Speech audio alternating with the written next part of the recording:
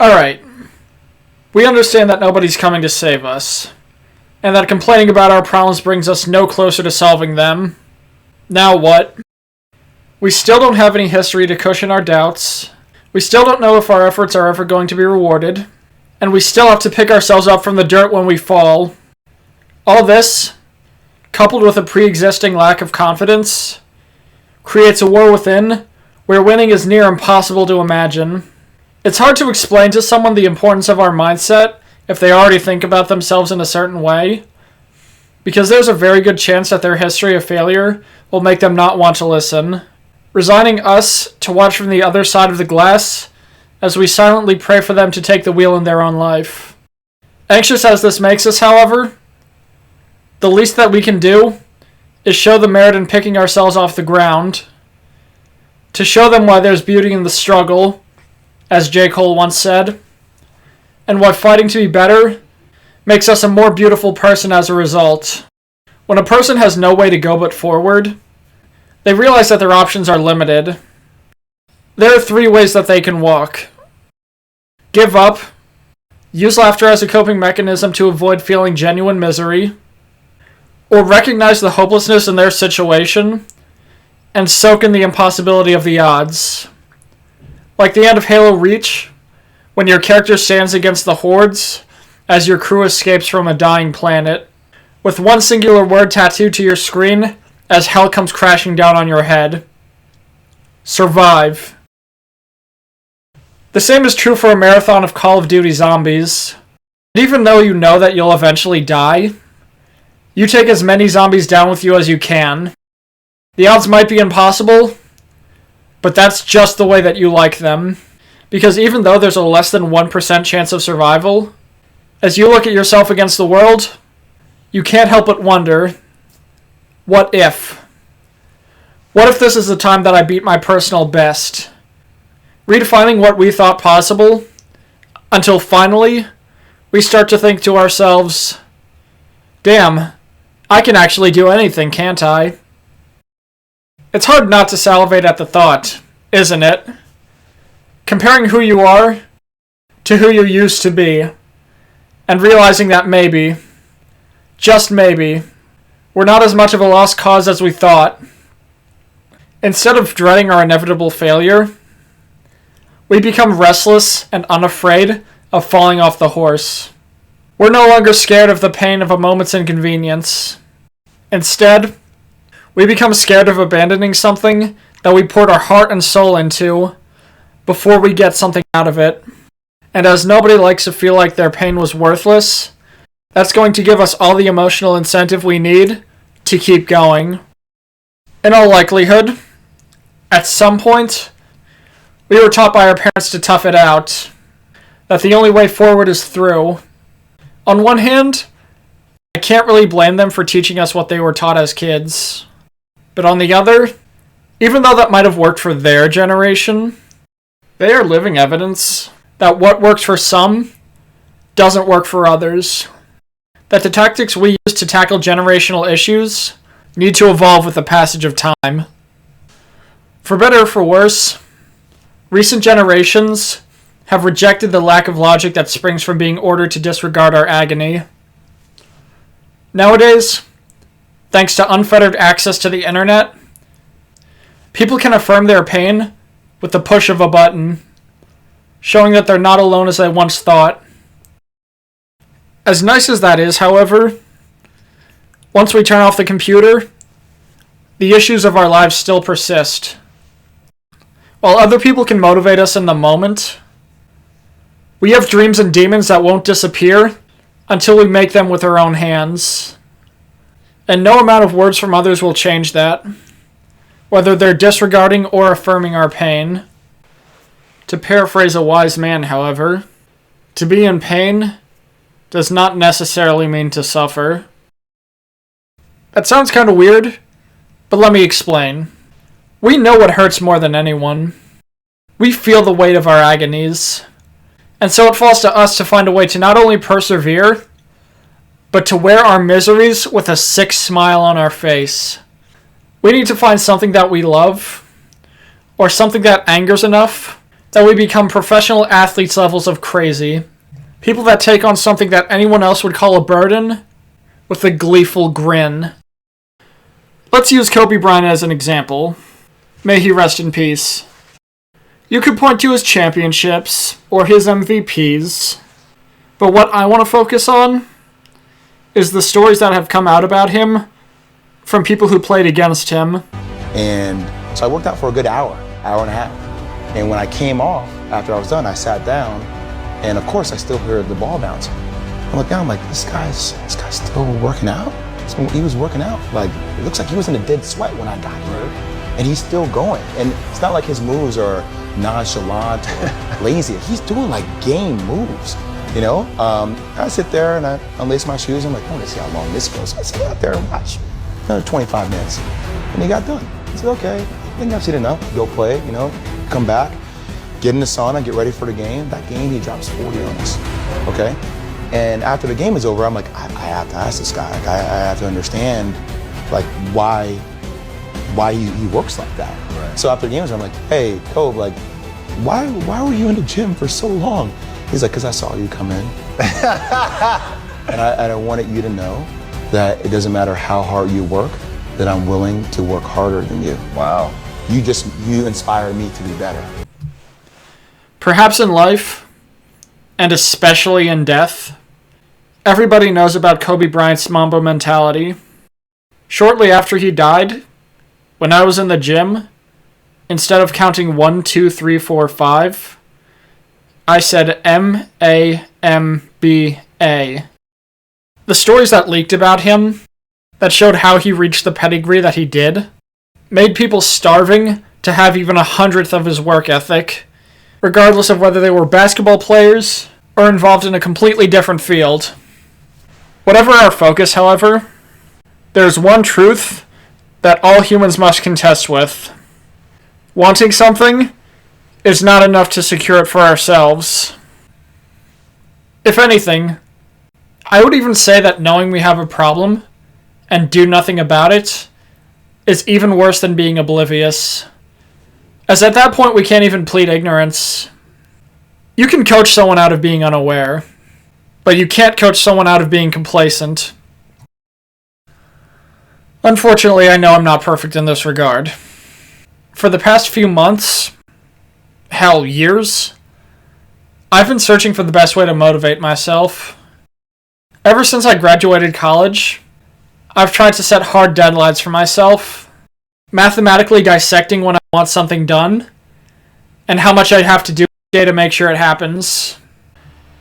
I even considered going back to doing what I did when I was younger, calling myself a failure if I didn't reach a specific quota at the end of the day. Unfortunately, whether you call it hunger or mental illness, I noticed very quickly that this level of self-critique doesn't actually get us anywhere. I spent 2 years trying to motivate myself by saying that I have to do something, but turning something to that sort of routine makes it begrudging, which will make us burn out quicker as we feel the weight of the obligation. It's a good thing, then, that having this mindset led to me finding one that actually works. I'm a big believer in positive affirmations, rewarding people with kind words when they do something right. So in this regard, it was only a matter of time until this mindset blossomed. Instead of saying I have to, instead, I started to say I can, as opposed to the other option. Constantly telling ourselves that we can informs us to the potential that we have in ourselves. And as we tell ourselves that we can, our thoughts domino one into the other, with us eventually asking ourselves, why should I do anything else? And as that happens, that then dominoes into us wondering, who is standing in my way but me? If I enjoy doing this, why would I let someone else stand in my way? This is the exact thought process that I had that led to me running 4.5 miles in 2021-2022. I had technically reached my quota of 3 miles, but something that I noticed about myself, that I wasn't tired. And as I realized that I wasn't tired, I asked myself, why not keep going? set a new personal best, soak in that runner's high that people talk so much about. Feeling like you just want to get something over with makes us dread doing it, but realizing you have an opportunity in front of you to be greater than you were yesterday makes you foam at the lips, makes you want to get even better and better and better. In life, we are willing to tolerate momentary pain if we are sold on a higher vision, a promise that our daily consistency will one day be rewarded. If we have a love for what we do, and an understanding of what we're capable of, then those two can help us navigate any sea, no matter how stormy the waters get. If we say that we have to do something, however, the day that we realize that we no longer have to do it is a relief. If our heart isn't truly in something, then when that period of our life ends, we become mentally relieved that we no longer have to relive the tedium of our daily schedule. People tend to act differently when they're able to anticipate their agonies. The more we think about the hardship of an experience, the more that it impresses itself on our souls. And the more that we feel that weight, the quicker that we burn out. And when this happens, when it feels like our passion is beginning to fade, it becomes all the more important to remember what I said earlier. If we are set on a certain path, believing in the person that we could be will help us weather any storm. Of course, that's difficult to imagine if we haven't conquered any sort of adversity, or if whatever we're going through is so painful that we forget about the days that we conquered whatever was holding us back. And on that note, I would like to transition to my last example of the video, one that not only exemplifies how passion gives you a tolerance for pain, but one that shows that being consistent will turn you into the person that you could be. Wrestling. Well, I've sadly come to follow the sport less in my early to mid-20s, as I've become more and more defined by my writing than my sports accolades, few as they were. The pain of the growth I underwent 10 years ago still burns hot in my mind. Specifically, I remember the person I was before I started and after I finished. Not even getting into my skills as an athlete. To put it lightly, I was walking proof that easy times create weak men. As the cherry coke and peanut M&Ms swimming in my veins were evidence of a man who was a servant to the luxuries available to him. Though an easy life is fun in the moment, life is uncertain, and soaking in a lazy disposition means that we'll be unprepared when our good days dissolve. Make no mistake, I was never anything close to a championship caliber wrestler. But even still, some wins don't appear on the score sheet. The big board in the gymnasium doesn't tell of the times that I was out of breath running the bases of a Little League diamond, nor how the one thing my teammates remembered me for was how hard I fought, to the point that any time an opposing wrestler was difficult to pin, they were thus referred to as a patches. Patches, for further context, was my nickname in high school that I have carried into my adult life. Back to wrestling, however. We're expected to grow in mental fortitude as the years progress. But if we're never put in an environment that demands growth, we'll never blossom as hours turn into years. Sadly, just as the thrill of success sticks to us, so too does the misery of defeat, of which I was in no short supply during my early years as a competitor. One event that's particularly infamous in my mind, which my family can attest to, is my first wrestling tournament for Shawnee Juniors. Though I never had the physique or the mental fortitude of a Spartan, there's a decent middle ground between living for battle and crying on the mat due to the pain and embarrassment of losing 3 straight matches. Sorry for the spoilers, but each match that I had in that tournament ended approximately the same way. Me being pinned within the first minute of the match. The only difference between each was that every loss brought me closer to mentally unraveling. The first loss stung, but I was able to hold it together and walk off with my dignity intact. The second loss brought me close to tears, but I wasn't quite there yet where I had completely unraveled. And then finally, during my last match of the day when I was pinned for a third time, everything predictably fell apart.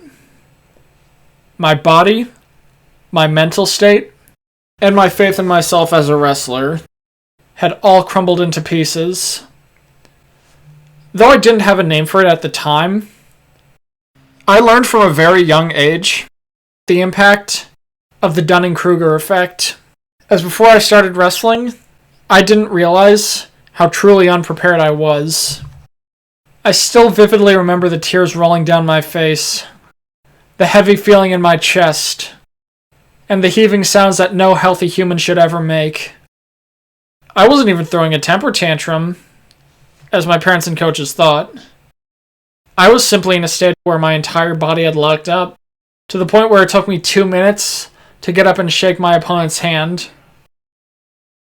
Such a reaction is perhaps understandable, as I was around 10 at the time, and children aren't expected to handle adversity particularly well, but age changes neither my experience nor the acceptability of my response to hardship.